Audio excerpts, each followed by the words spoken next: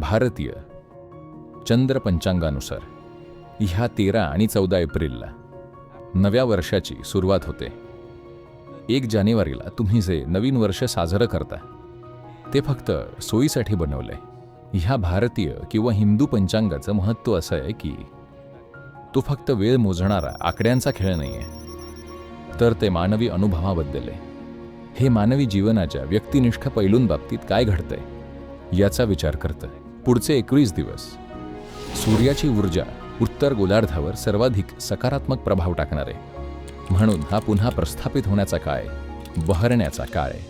तुम्हा सर्वांना ह्या नवीन वर्षासाठी माझ्या शुभेच्छा आणि तुमच्यासोबत सर्वोत्तम घडो ही माझी इच्छा आणि आशीर्वाद आहे. हे नवीन वर्ष तुम्हाला छान जावो.